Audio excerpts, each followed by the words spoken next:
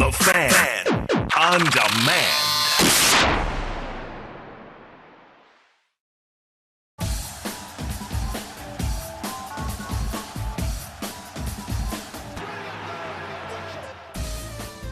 A very good day. I'm Nigel Reed. And I'm Bobby Iarusci. And this is the Soccer Show on Sportsnet World and Sportsnet 590 The Fan. This week, gaining ground, TFC and the Whitecaps draw first blood in the Canadian Championship. We'll talk to Doneil Henry about his rocket against Montreal. Also this week, picking a winner. The CSA and the CSL are both claiming victory in the ruling over the future of semi-pro soccer. We'll hear from the CSL president, Vincent Ursini. Plus, has Germany overtaken Spain in Europe's pecking order? If so, what could that mean with the World Cup on the horizon? All that and more, plus your opinion, this week right here on The Soccer Show. Engage with us. Have your opinion aired and shared. A warm welcome to another stylish soccer soiree where nobody bites anybody, everybody plays their strongest team, and nobody gets his team out of jail by diving for a penalty kick. Cristiano Ronaldo was talking to Lionel Messi this week. No kidding. True. I mean, obviously they are peers of the realm when it comes to soccer. Ronaldo says to Messi, "See you for the Champions League final then." Messi says, "Sure. Are we watching it at your house or mine?" Yeah, that's about it. Did you see that one coming? Did you see the punchline lumbering over the horizon? Well, since they don't talk to each other, I kind of figured it had a bit of a spin on it, Nigel. Likelihood is they will be watching it on TV along with the rest of us, I think. More about that in a little while. Let's talk about knockout soccer of a different kind before we get any further. The Canadian Championship. You and I were down at BMO Field last night. It was wet and windy and cold again. Is spring ever going to, spring? Perhaps it will. And we watched Toronto FC beat their Montreal counterparts by 2-0 in the first leg of the semi-finals. For anybody who's not sure about this, it's a four-cornered conversation, at least for the time being, which also involves the Vancouver Whitecaps and FC Edmonton. Later, we'll talk to Doneil Henry, who scored a terrific goal for Toronto FC. A little disappointing that neither team put out their strongest lineups, but it's a long season. And I suppose from Ryan Nelson's point of view, he's the head coach, and if you're the head coach, you're in the results business, and the result, ultimately, is all that matters. It did, yeah. Well, to be honest, TFC left Earnshaw and O'D and Silva, who eventually came in. So they left basically two starters on the bench. Montreal failed to have Ferrari, Nesta, Di Vaio, Arnaud, and Felipe play. And in my opinion, it looked like, or it seems like, the Impact don't care more about this game than TFC. Oh, so we're talking about two teams and which one cares less about it? Sure seems that way. Okay. Ferrari's injured, by the way. Okay. But I would go with you on the others, and you left out Perkins, the goalkeeper. Oh, and Perkins, the goalie. So there you go. There's six. You know what? This is a prestigious event, and these are professionals. Yeah, they play on a professional team. The whole world participates. So the strong professional leagues in the world participate in both league championship and cup competitions, along with this Champions League or UEFA soccer. There's no reason why professional soccer players should be fit enough. There's no reason why they're not fit enough to play 2 games a week. And this is not that big a strain on either teams this early in the season. I think it's disgraceful that they don't play full teams. They charge the same ticket prices because this game was in the TFC season ticket package. And, if they're playing these games lightly, they should be ashamed of themselves. I know that in the Toronto Star there was a pretty cynical article about TFC probably shouldn't even play this competition seriously, since their goal should be to finally make the playoffs. And in the past 3 or 4. I'm saying they're 4-time champions, aren't they? 4 times. So 4 times they've 4 in a row. represented Canada in this competition, and his theory is that it gets in the way of them performing in the league. Well, quite frankly, if they improve their roster, they'll be able to participate in both league and Champions League at a high level, and so once again, I think that's bunk. Well, part of this is that this is a young competition. This is a young league. These are generally, by and large, young teams. But let's consider where this leads to. You and I were both at the Rogers Centre in February or March, whenever it was, 2012, along with 47,000 others, to watch Toronto FC play Los Angeles Galaxy in the CONCACAF Champions League.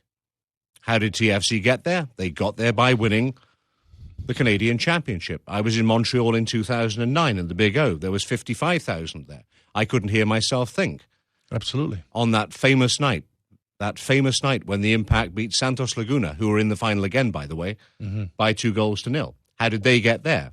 How did they create that soccer occasion and have 55,000 in the Big O? By winning the Canadian Championship. Well, and it also measures MLS.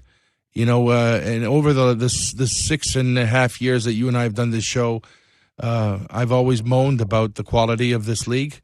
Yes, it has improved, but I think it's incumbent on the MLS to grow every year to get as many quality players here as possible. And one of the goals of MLS would be to finally conquer a Mexican team in this competition.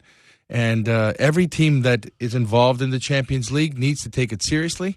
In all defense for Nelson, I think that he would probably, if he was here to defend himself, he would probably say, I'm trying to create a roster where I can trust any player to play at any time. And that's what he said after the game. That's what he said. I've now got 22 players I can trust. And I didn't hear that interview, by the way. So No. So that makes sense to me. And he would be here to say, if Montreal wants to leave 6 of their best players off, that's their problem. But I'm here to win the game. And he did. He won 2-0. We were there, and they were the better team. So, we had somebody who emailed you earlier complaining. Well, that, we did. I'll get to that. Yeah, complaining that he felt that he should be playing his best team at all times. So well, everybody should. That was the point. I'll get to that in a moment. But in terms of the Canadian Championship per se, in the other game, Vancouver more or less put out a full-strength team against the perceived underdog. Right. And almost slipped on the banana skin. More about that in a moment. But we're talking about the Canadian Championship and the fact that if the teams don't take it seriously, then likelihood is the fans won't take it seriously and the media won't take it seriously, and then the perception of the Canadian Championship is not what it should be. Now, I remember back in the day, in the 60s and 70s and 80s, back in Britain, the FA Cup, the domestic cup competition, was the showpiece finale to the season. And everybody wanted to win it. Everybody put their best teams out. And to get to the FA Cup final and play at Wembley was what these players existed for. It was a big, big occasion. It's still a big occasion. But you know what? Then the Premier League came along, and then the Champions League came along, and now now the big teams play their fringe players in the FA Cup. And that's where it now is on the pecking order. And it's terribly sad to see, because the FA Cup is the world's oldest competition. The Canadian Championship is one of the world's youngest competitions, and perhaps the smallest knockout competition. And maybe in 10, 15, 20, 40 years' time, we'll say, look at those small beginnings and look where the Canadian Championship is now. But it does need, in my opinion, the cooperation of the clubs to put out their strongest teams. Well, I agree wholeheartedly. And I'd be interested to see the type of lineup that Montreal has in the return match. But they've already basically showed their hand in terms of their intent in this competition. So, not very good. Not very good. Well, Joey Saputo, always honest, the Montreal owner, said, quote unquote, we gambled and lost. In other words, we gambled on putting out a second string team and we lost. He also then went on to say, it ain't over yet. And you know what? Yeah. It might not be. The next goal in this tie in Montreal next week is absolutely pivotal. If TFC gets it, it's probably dead and buried. If Montreal gets it, then game on. Yeah, remember that TFC had to score 6 goals one year to knock Vancouver out. So it is possible. I wondered whether we'd get through the show without mentioning the miracle in Montreal. Yeah. Meanwhile, the other semi-final, Whitecaps came from behind to beat FC Edmonton 3-2 after trailing by 2-1, as you would expect. And now they've got the home leg to come, and presumably they will finish the job. But credit to FC Edmonton and Colin Miller, because they gave the Whitecaps a real scare, and the big talking point that came out of that, sadly again, focuses on a referee's decision. Camilo's penalty, late in the game, with the Whitecaps trailing by 2-1, highly contentious, highly dubious, looked like a dive to just about everybody I've spoken to. The referee only gets one look at it, points to the penalty spot, the game changes.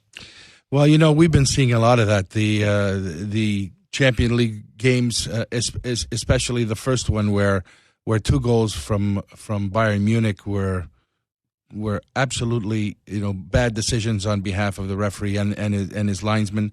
The second goal by Gomez offside. The third goal by Robin, which was a clear pick on behalf of Mueller, missed by the referee. These are important moments in these games that you can't miss those calls. And having seen the replay on the Edmonton game, that just can't happen, and it does it spoils it for the Edmonton team, and because this is their big moment of the year. Of course. For Edmonton, this is the biggest game of the season. And I'm sure Colin Miller was just devastated over it. He was thrown out of the game, wasn't he? He certainly got himself into some hot water along the way, shall we say.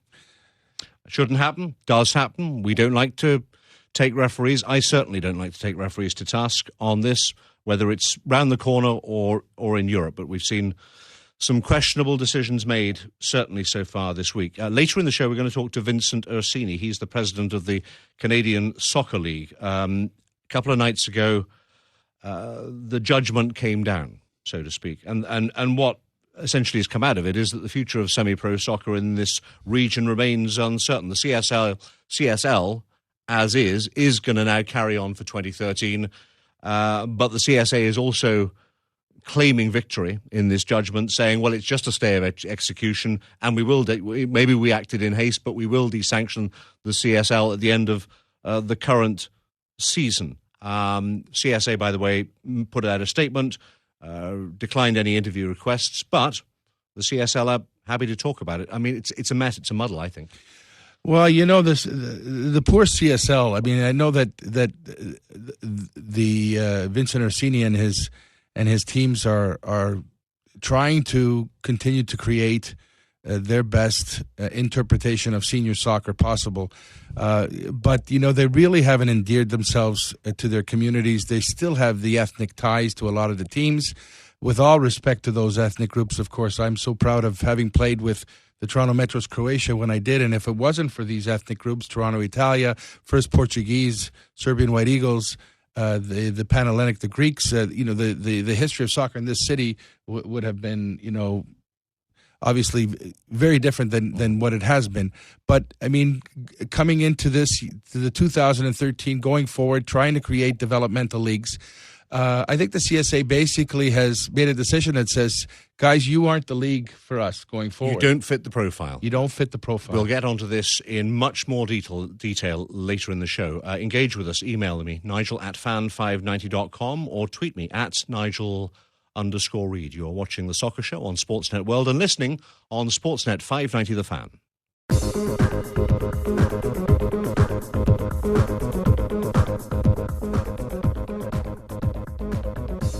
It is The Soccer Show with Reed and Iarusci, and we value your opinion every week.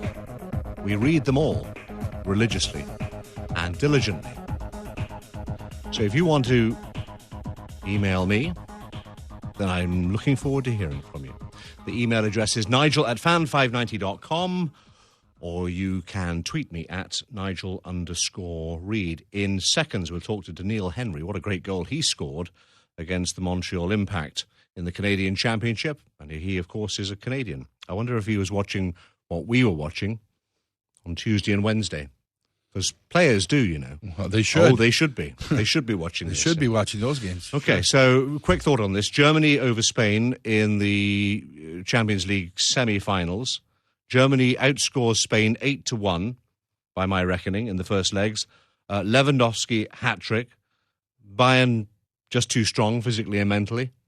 That's some thoughts I had. And Messi, whatever he says about his leg, clearly was not, in my opinion, 100% fit. Well, not at all. And mentally, he wasn't in the game, and that's a big blow to Barcelona. Both German teams, high-powered soccer, going forward, defending. Bayern Munich, especially with the Ribéry, Gomez, Müller, Martinez, Steinschweiger, all coming back, defending, and then going forward in numbers. It's an amazing performance from Bayern. And then Borussia with the 4 goals from Lewandowski. Just fabulous, fabulous football on behalf of the Germans. And I think that Real Madrid has the only chance because if they win 3-0, then they can go through. And that's definitely a chance because Borussia have played some stinkers away from home. And it is a possibility, but I wouldn't be betting a lot of money on it. It looks like both German teams to Wembley. Here's the stats to end all stats. Okay. How many times has Real Madrid won on German soil in 24 attempts in European competition? I don't know, Nigel. Have a wild guess. How about none? Very close. Very close. Oh, no. Igor says one. It's one is the right answer. So, I mean, any surprise, really, that they got stuffed by Dortmund? And Lewandowski just had a career game, didn't he? He did. He was amazing. Scored his second goal, really, where it looked like he was offside, but the way he turned and took the ball and then quickly made a decision to hit it nicely on the outside of his foot. Just some quality finishing from a real superstar. He's going to be someone that we'll all be watching to see what team he's going to be playing with next year because his value has now risen sky high. Skyrocketed. Yeah. There'll be a queue around the stadium from agents and clubs wanting to sign him up. I wonder how many of those players will be left with Borussia next year. We wait to see. Yeah, Götze is going, isn't he? Götze is going to Munich. Oh, well, talking about astonishing finishing and great finishing, let's bring it a little closer to home. 2-0 to TFC over Montreal Impact in the Canadian Championship. An unlikely source for the first goal, it has to be said, but a terrific finish from Doneil Henry. That's a striker's finish from that distance. Well, I mean, it was a fabulous goal from Doneil. He went up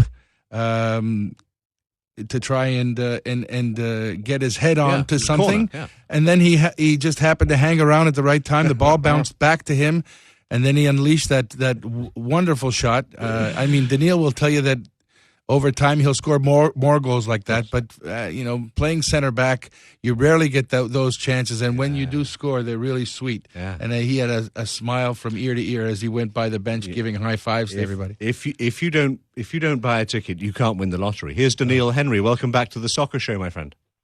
Hey guys, how's it going? Very well. Congratulations on a great strike. I want to know what was going through your mind because as Bob was saying, you were up for the corner. It wasn't quite cleared, and there you were on the edge of the area. It came to you. Take us on from there.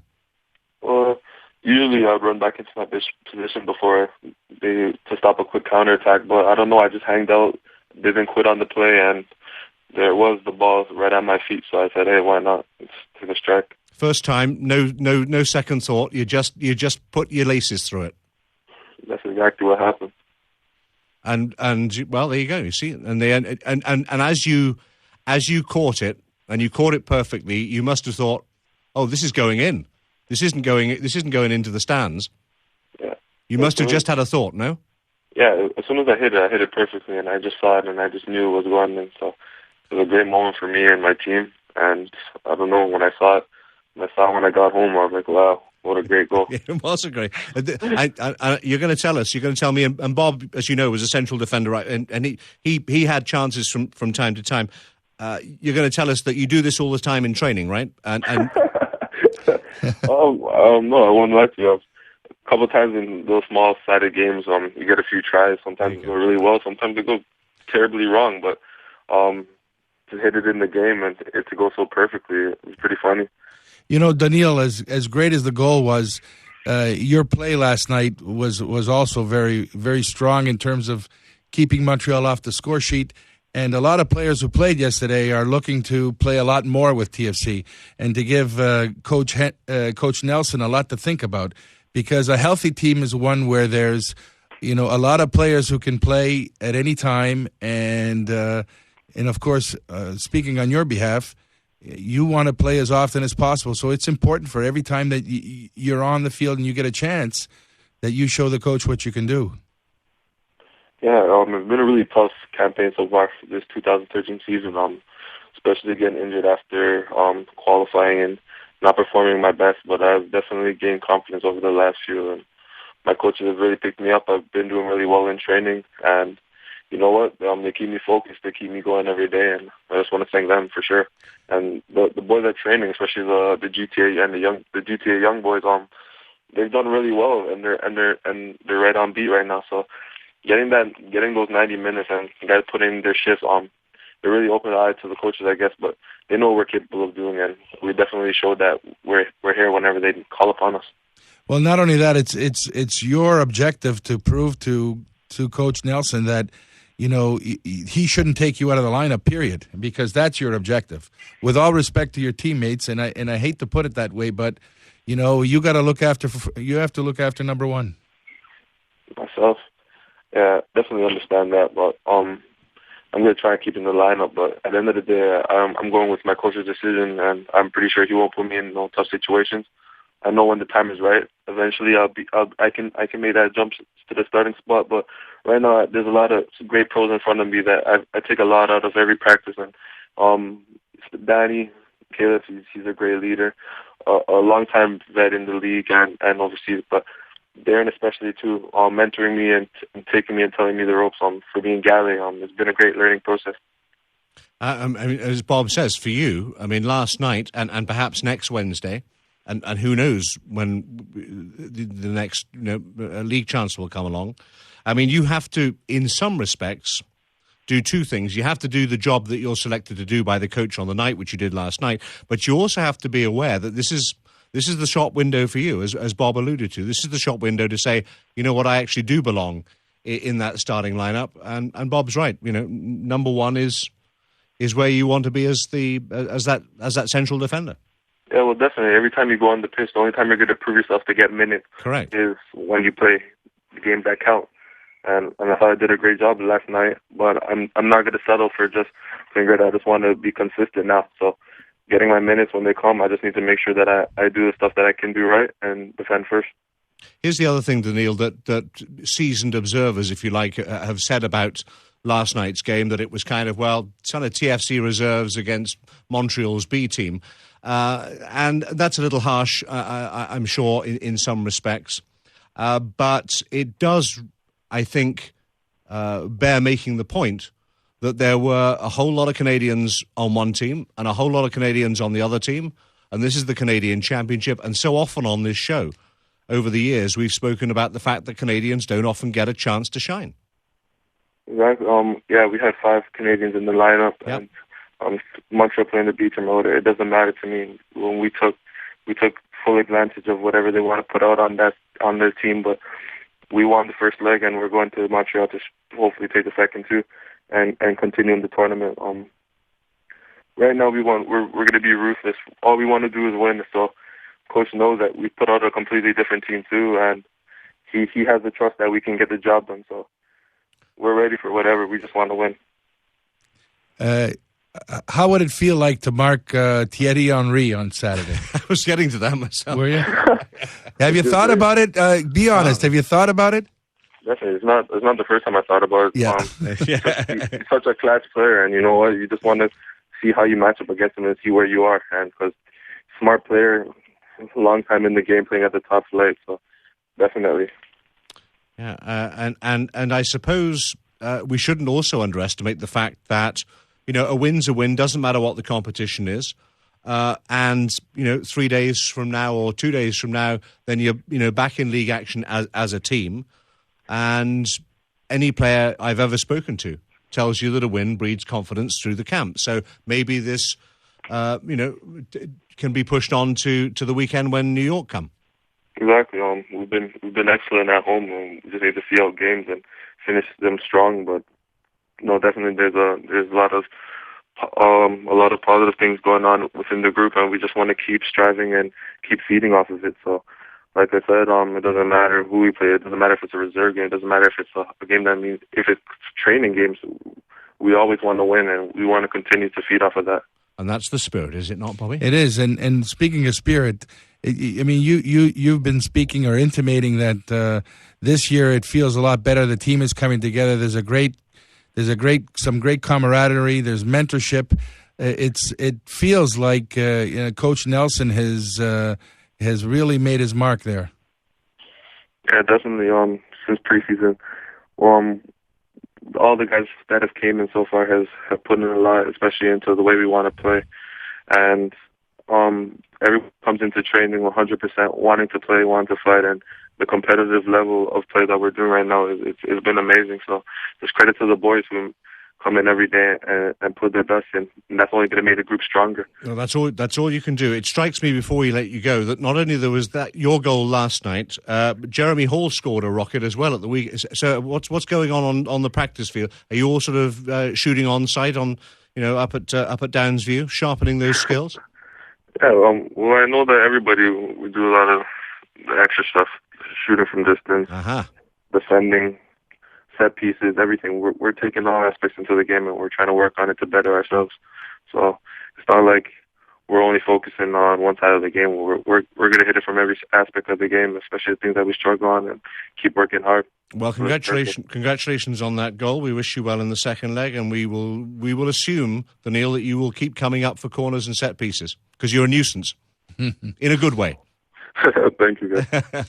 Thanks for talking to us. That's Doneil Henry from Toronto FC, and that's the value, isn't it? And Yes. in and around those set pieces, and so often when that happens, if you're defending that and you've got your opposite centre back coming up on a set piece, and try countless times, Doneil Henry tends to get there first when it's on headers, not necessarily with shots like last night. But there's that nuisance factor inside the penalty area. There's lots of arms and legs. It's a problem to defend. Well, it is. I want to speak very quickly on the development because this is how you develop young Canadians like Doneil. He is in an environment with professionals, professional coach, professional organization. Every day he's training. Every day he's getting mentored. That's how you learn. You learn by watching those who have done it for a longer time in more competitive situations, and that's how you learn. That's basically developing soccer for me, soccer players. If you agree with Bobby Iarusci, please email the show, nigel@fan590.com, or tweet me at Nigel_Reed. You're watching The Soccer Show on Sportsnet World and listening on Sportsnet 590 The Fan. Prizes like no other from a club like no other. The Fan Club. Log on to sportsnet590.ca.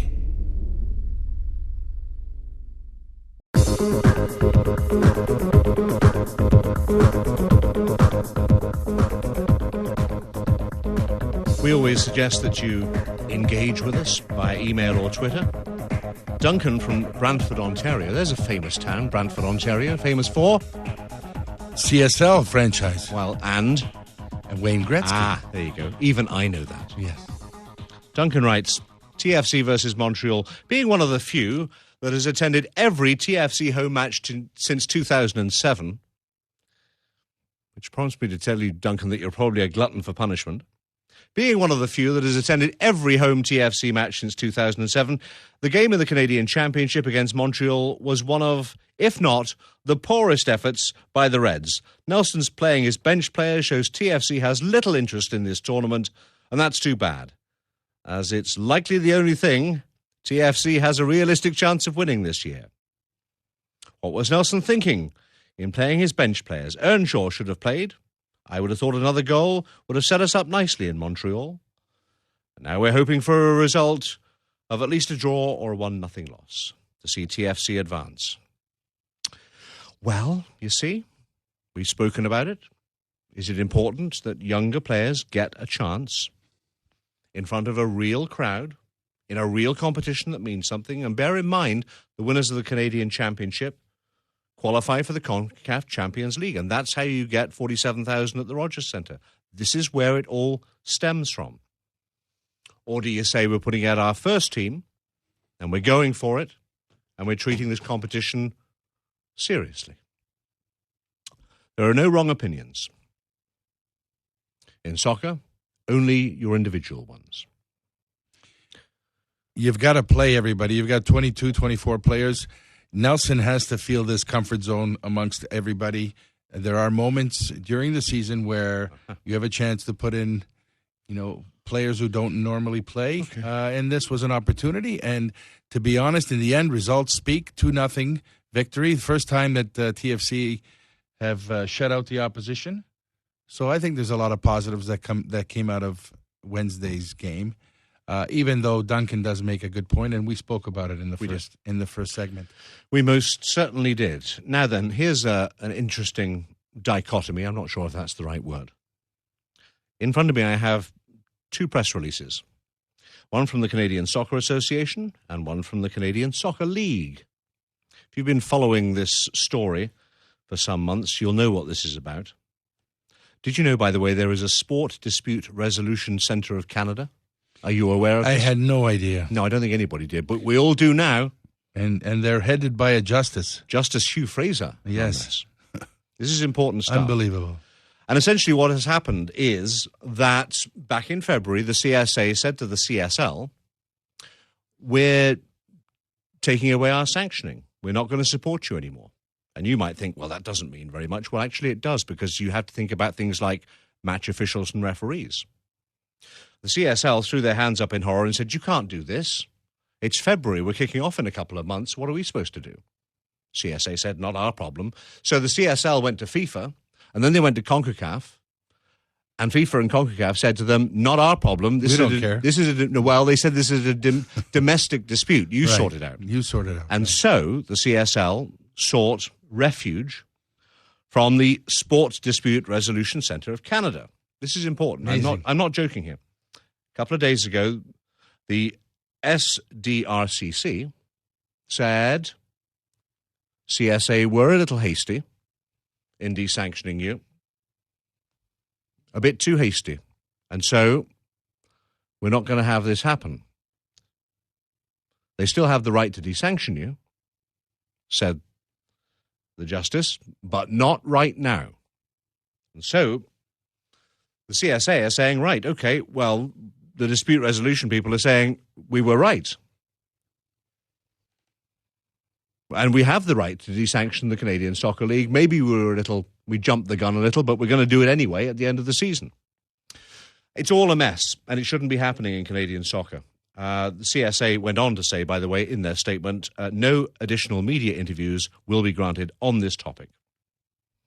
So we didn't reach out to them. We took our medicine. But we did reach out to the CSL, whose president is Vincent Ursini. And he joins us on the Soccer Show. Welcome. And he used to be a board member of the CSA as well. Is that right? He was, yeah. Vincent, welcome to the Soccer Show. Thank you. Good evening. Hello, gentlemen. Did we get that about right? Yes. Somewhat.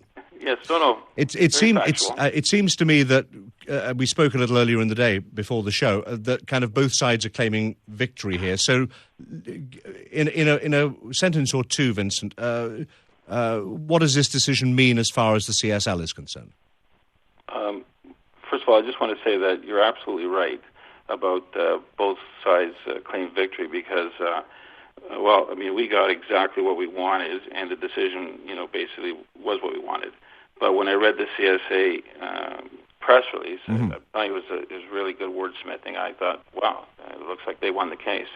So this is what we wanted. I mean, we are always in favor of building a semi-pro league across the country, working together. And I've always said, many, many years, when I was on the CSA executive and before, that the CSA has to get involved to try to push pro soccer.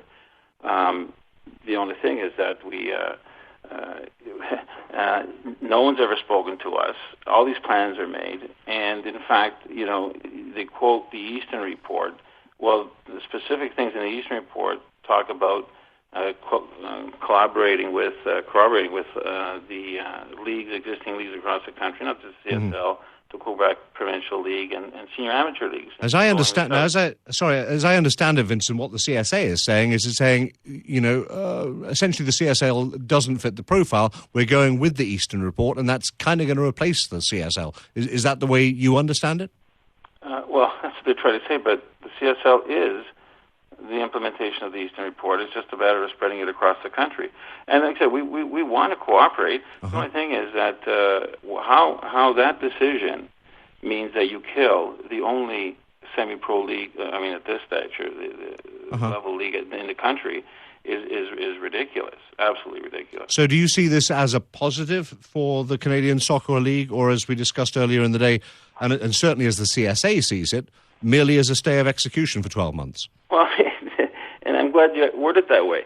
This is exactly what we wanted. But if you the instructions that we were given at the last moment that we were not going to be sanctioned for 2013, we're not going to be sanctioned effective immediately. The whole purpose was, okay, we're going to organize, you're going to register under the Ontario Soccer Association. Well, the thing is that it takes time to transition. There's got to be a lot of rules. There's a lot of decisions have to be made. They were looking at. I can't understand why they would want to lower our standards. In order to, when you're already at a higher level, and we never got the opportunity to do that. So this stay, when they say a stay of execution, it's not a stay of execution.